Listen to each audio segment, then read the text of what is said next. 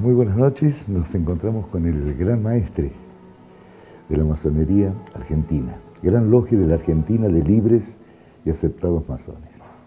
Vamos a hablar con Ángel Jorge Clavejo. ¿Qué tal, gran maestre? Gusto en saludarlo. Un placer, ¿eh?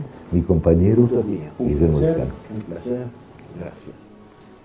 Gracias, sí, gracias por venir a entrevistar y, bueno, conocer un poco más sobre nuestra querida institución, la Masonería Argentina. Así que, a disposición. Primer programa, que se llama La Puerta. Hemos colocado La Puerta porque trata este programa de investigar los hechos que pueden suceder detrás de una puerta, de cualquier institución, cualquier familia, personaje. Así que, muy respetable, el primer entrevistado va a ser usted. Bueno, un honor entonces. Y para nosotros también. Le puedo asegurar que es un gran honor. Muy bien. Porque no a menudo tenemos la posibilidad de tener un mano a mano así con personalidades de su calidad. Para comenzar, ¿podemos tener una noción o nos puede indicar qué es la masonería? Bueno, la masonería es una institución eminentemente laica que se dedica a enseñar al ser humano a pensar libremente, a alejarlo de los dogmatismos y los fanatismos, tanto políticos como religiosos, ¿no es cierto?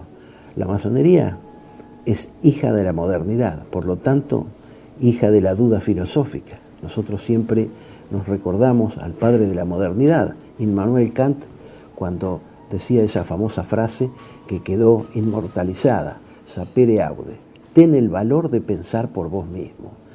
Y el masón, cuando ingresa a la institución, es lo que lucha constantemente por aprender a pensar libremente, alejado de los dogmatismos y de los fanatismos. ¿Qué es el libre pensamiento?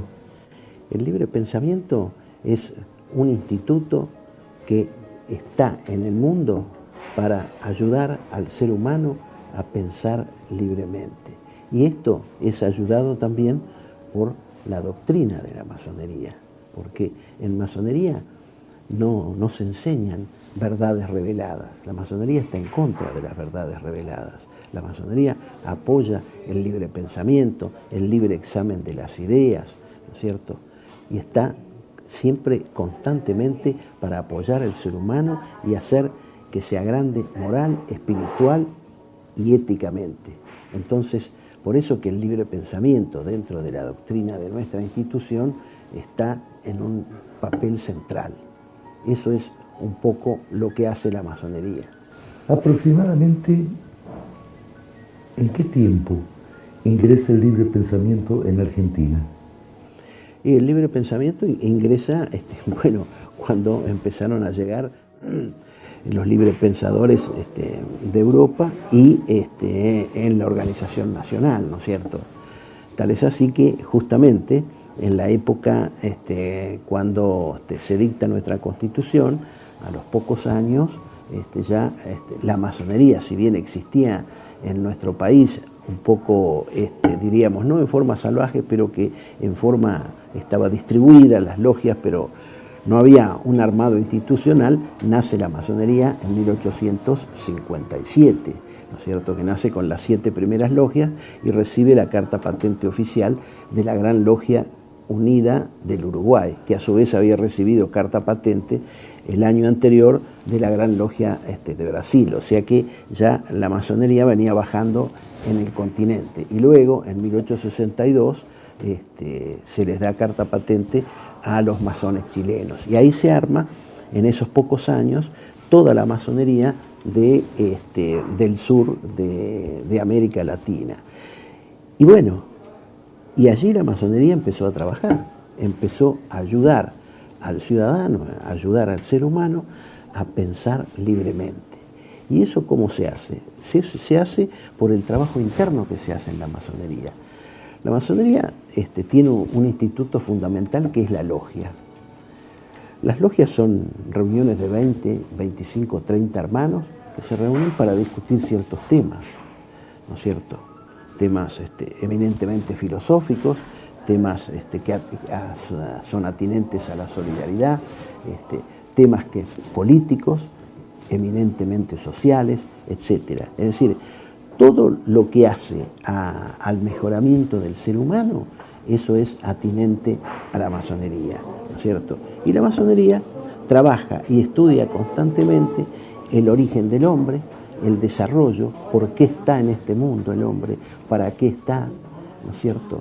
Y para enseñarle después, como corolario, a medida que está dentro de la institución, a que piense libremente y que se vaya alejando de dogmatismos y fanatismos, es decir, que aprenda a pensar por sí mismo y no que piense de acuerdo a lo que dicen los formadores de opinión, lo que dicen opiniones interesadas, etc. Y eso es un poco el trabajo fundamental que hace la masonería, ¿no es cierto? O sea que podemos definir a la masonería como una institución de una honda pulsación humana, es decir, se dedica al ser humano, a agrandarlo moral, espiritual, intelectual y éticamente, porque justamente la parte axiológica, es decir, la piedra angular de sus valores es el valor de la ética,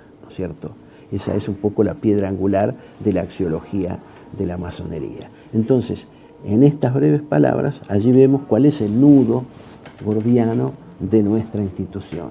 ¿Para qué está en el mundo y para qué sirve?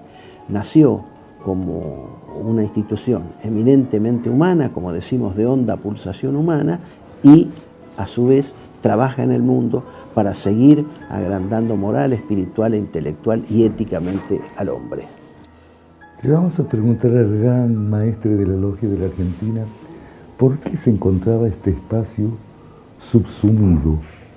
¿Por qué no tenía connotaciones sociales concretas, manifestaciones públicas? Bueno, la masonería, lo que pasa que las masonerías son nacionales, ¿no es cierto? Hay una institución y con sus distintos cargos en los países, que cada una está regida por un gran maestre y unos cuantos dignatarios más. Esas masonerías trabajan dentro de la sociedad. Hay sociedades que a veces son más democráticas, son más abiertas, donde la masonería se puede desarrollar. Otras sociedades, como hemos tenido, por ejemplo, la sociedad argentina, que a veces ha pasado por momentos oscuros, muchos gobiernos dictatoriales, muchos gobiernos de facto, etc. Y fueron momentos difíciles para el libre pensamiento. Entonces, la masonería se retrae, se cierra sobre sí misma. Y entonces de allí es que parece que desapareciera de la sociedad. Luego, cuando vuelve la democracia, la masonería florece, porque florece en democracia, florece en el libre albedrío de las ideas, donde no hay miedo para el ciudadano para expresarse libremente. Y allí es donde sale la masonería.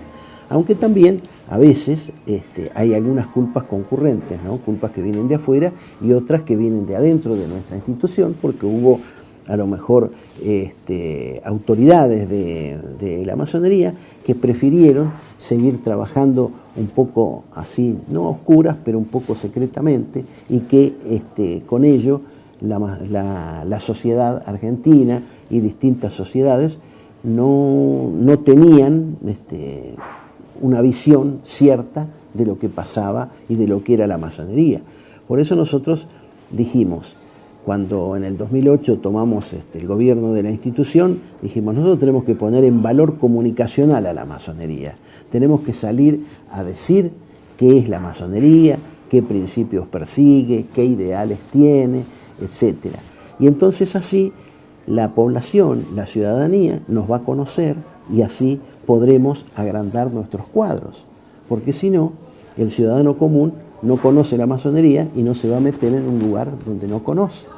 En cambio, si escuchan al gran maestre o a alguno de los dignatarios que están en la masonería, que hablan de lo que es la masonería, que se pueden abrir nuestras puertas cuando en cualquier momento, pueden ver lo que hacemos internamente, etcétera, pueden leer nuestros libros, nuestros folletos explicativos, etcétera, el ciudadano se encuentra con ganas de decir, pero bueno, si hay otros ciudadanos como yo que están en la masonería, yo también puedo entrar. y se anima e ingresa a la masonería. Aparte, la masonería debe ser la única institución, yo creo que es la única institución en el mundo, donde se reúnen alrededor de una mesa 20 o 30 ciudadanos que nosotros entre nosotros nos llamamos hermanos, que todos pensamos distinto, ¿por qué? Porque hemos ido a colegios distintos, hemos leído distintos libros, tenemos una genética distinta, etcétera. Tenemos una visión de la vida, cada uno que se la fue haciendo, ¿no es cierto? Y sin embargo, entre nosotros no hay discusiones ni hay peleas. ¿Por qué? Porque nosotros no discutimos para buscar la verdad, nosotros aportamos ideas en busca de la verdad. Y a veces lo que decimos, como buscadores de la verdad o buscadores de la luz, que tal vez se nos va a ir la vida y no la vamos a encontrar, pero estamos empeñados en trabajar para encontrar la verdad. Gran Maestre, nos quedan varias preguntas por realizarle, también Guillermo tiene lo suyo, de manera que si usted nos permite, vamos a un cuarto intermedio y retornamos. Adelante. Señor director, usted dispone.